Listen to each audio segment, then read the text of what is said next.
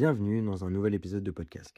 Aujourd'hui, on va revenir sur un scandale qui a fait un peu de bruit dans le monde de la moto en parlant du cas KTM. Alors que vous soyez en 390 Duke ou en RC16, V à vous, installez-vous tranquillement pour suivre cet épisode de podcast. Mardi 26 mai dernier, à 18 h, le journal Le Monde révèle ce qu'il appelle l'affaire KTM. Et tout de suite, on peut lire des mots comme pollution, fraude, scandale sanitaire. Et surtout, ce parallèle qui est sous-entendu un peu partout dans les articles, on a affaire à un Dieselgate de la moto. Autant vous dire que quand j'ai vu passer ça, je me suis d'abord dit, habitué aux enquêtes du monde, putain, ça va être un coup de pied dans la fourmilière. Et au fur et à mesure de la lecture des articles, j'ai eu plutôt l'impression qu'on faisait un énorme raccourci sur un sujet mal compris et maltraité. Parce que ce qui est intéressant avec cette affaire, c'est qu'il y a effectivement un problème avec la moto, un vrai, mais il y a aussi un traitement médiatique qui, là aussi, est un peu problématique, à mon avis. Et c'est important qu'on s'y attarde. Déjà, qu'est-ce qu'on reproche exactement à KTM? Selon l'enquête menée par Le Monde et plusieurs grands médias européens, certaines KTM d'enduro homologuées route seraient livrées avec une configuration permettant de respecter les normes européennes, puis seraient reconfigurées après coup pour retrouver leur pleine puissance. Et là, on parle principalement des motos comme les 450 EXCF de la marque autrichienne.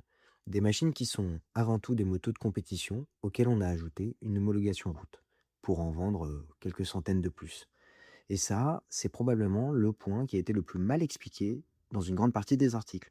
Parce qu'une 450 d'enduro, ce n'est pas une MT-07 ou une GS que monsieur tout le monde utilise pour aller au bureau tous les matins. Une 450 EXCF, c'est une moto née pour l'enduro.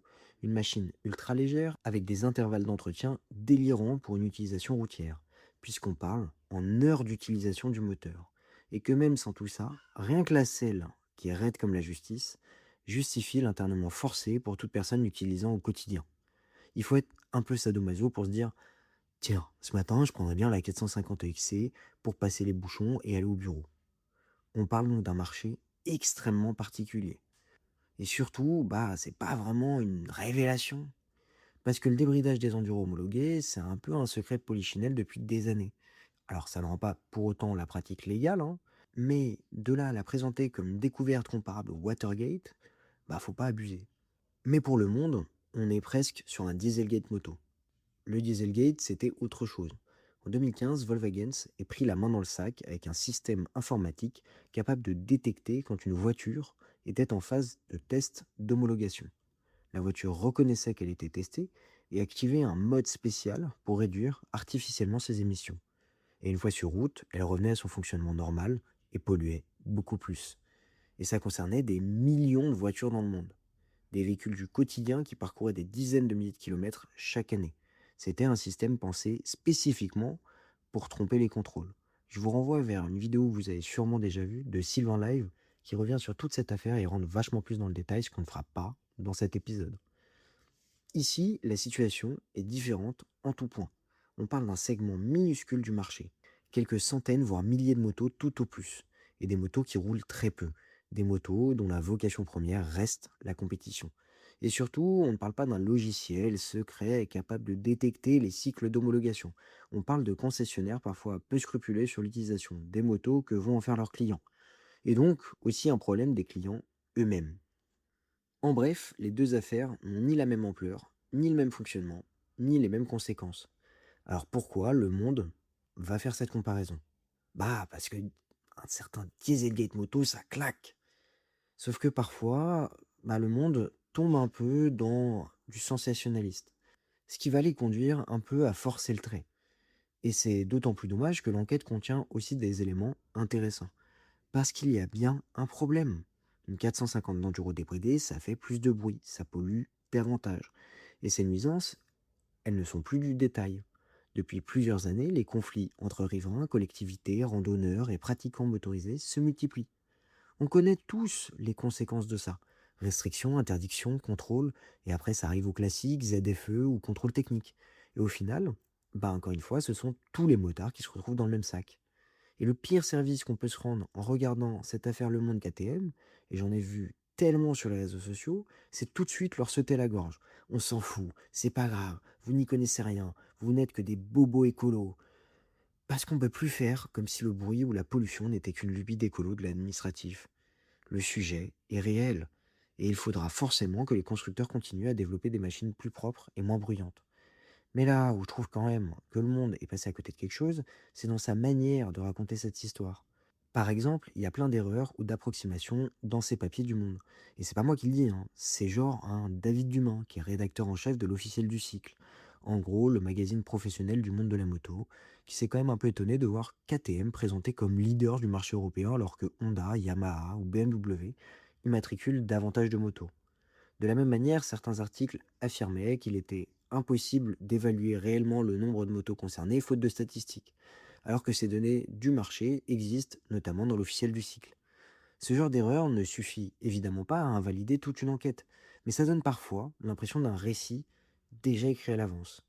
Et puis, il y a un autre élément qui m'a fait tiquer. Une partie importante de l'enquête repose sur le témoignage d'un lanceur d'alerte, présenté comme un ancien professionnel du secteur engagé pour le climat. Encore une fois, attention, avoir un passif avec ATM ne veut pas dire que vous mentez. Mais quand une source principale possède un historique conflictuel avec l'entreprise qu'elle dénonce, bah, ça mérite au moins d'être expliqué très clairement pour que chacun puisse juger avec toutes les cartes en main. Parce qu'en journalisme, la neutralité d'une source, ça compte. Et surtout, ça se contextualise. Alors au fond, ce que révèle cette histoire, ce n'est pas seulement le cas KTM, c'est quelque chose de plus large. Depuis des décennies, les constructeurs cherchent à satisfaire des normes de plus en plus complexes. Cartographie moteur calibrée au plus juste, échappements qui flirtent avec les limites, voire les dépassent selon certains cas et selon certaines marques, que je ne citerai pas ici évidemment, mais on sait tous un peu de quoi on parle, configuration pensée pour réussir les tests, et plein d'autres choses. L'automobile comme la moto vivent constamment dans cette zone grise entre conformité réglementaire, faisabilité technique et attente des clients. Et ce n'est probablement pas la dernière fois qu'on verra ce genre de débat apparaître. Alors oui, il existe des abus. Et oui, certaines pratiques sont difficiles à défendre. Et oui, les nuisances sonores et environnementales sont un vrai sujet. Alors même si pour une partie des motards, ces sujets ne sont pas importants, ce qui n'est pas mon cas, hein, penser qu'on s'en fout de tout ça nous fait aller droit dans le mur. Car rappel que certains ont l'air d'oublier, mais même si vous en foutez de l'écologie, du bruit, du respect des autres, n'oubliez pas une chose, la majorité des gens et des décideurs ne font pas de moto. Alors, me faites pas dire ce que j'ai pas dit, hein.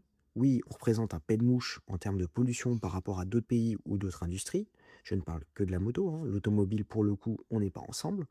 Par contre, le problème du bruit, non, ça, il faut qu'il y ait une réelle prise de conscience là-dessus. Et vite.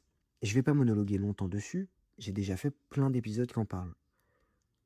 Après, de là à transformer l'enduro débridé en un symbole absolu de la fraude industrielle mondiale, ah, ça n'aide pas non plus à comprendre ce qui se passe réellement. Et le sujet mérite mieux qu'une opposition entre les gentils motards et les méchants journalistes. Ou l'inverse. Parce que, comme souvent, la réalité est un peu plus compliquée et nuancée que les gros titres. Et c'est justement pour ça qu'elle reste intéressante. Et j'avoue, j'en ai un peu plein le cul de cette polarisation se basant sur des idées préconçues, que ce soit pour la moto, mais aussi pour le reste. Alors vu qu'on parle de moto ici, je dirais juste qu'il faut collectivement qu'on mette un peu d'eau dans notre essence. Ça vaut pour nous, en tant que consommateurs et passionnés, mais ça vaut aussi pour les journalistes, qu'ils soient de presse généraliste ou du monde de la moto. Alors je vais vous laisser méditer là-dessus. Moi, je vais m'acheter un vélo électrique et je vais le swapper avec le monocyanne de l'EXCF. Et on verra bien ce qu'en pense l'opinion publique. C'est déjà la fin de l'épisode. Petit aparté, en ce moment, c'est un peu compliqué d'arriver à respecter les échéances des publications d'épisodes. C'est-à-dire une fois toutes les 2 semaines. À la base, je faisais déjà ça une fois toutes les semaines. Aujourd'hui, ça serait intenable. Impossible. J'ai, entre guillemets, trop de travail donc, à la Fédération française des moteurs en colère. Mais vu que j'adore me rajouter des contraintes et des trucs à faire, je commence aussi à rédiger des papiers pour le site internet de Moto Magazine. Donc forcément, tout ça, ça me prend du temps. Alors je me plains pas, hein, c'est le kiff complet. Vraiment, je vis la moto matin au soir, toute la semaine, tout le mois, toute l'année. C'est génial. Et puis là, maintenant, je vais pouvoir carrément écrire des trucs dans Moto Magazine, qui est quand même un putain d'acteur du monde de la moto. Et aussi, je vais pouvoir essayer des bécanes un peu sympas. Donc franchement, j'ai zéro à me plaindre. Seulement, Voilà, ça devient compliqué à tout organiser dans ma tête, à tout organiser au quotidien, parce qu'à ça s'ajoute ma vie perso, en fait. Alors, rassurez-vous, on va rester à 2 épisodes par mois, hein, ça ne va pas changer. Seulement, les formats longs, comme ce que j'avais fait par 2 fois, il y a déjà beaucoup de mois, risquent pas de revenir tout de suite, tout de suite. Donc j'ai pas réussi à vraiment organiser, mon travail, et voir combien de temps ça me prend. Là, c'est même plus une question de financier, hein, c'est vraiment une question de, j'ai pas le temps pour écrire ça, quoi, et pour organiser tout ça. Mais ça reste toujours dans un coin de ma tête et peut-être qu'un jour, je vous préviendrai pas, mais ça popera comme ça, sur YouTube. Hop, vidéo de 40 minutes avec un invité. On sait pas. En tout cas, pour le moment, il y a rien dans les cartons. En tout cas, dans des cartons ouverts. Merci beaucoup d'avoir suivi cet épisode de podcast. J'espère profondément qu'il vous aura plu. N'hésitez pas à vous abonner ou à partager l'émission si elle vous plaît, ou sinon me faire part de vos critiques, ou même de sujets dont vous aimeriez que je traite. Je vous souhaite à tous et à toutes une très très bonne route, et surtout, veillez à vous.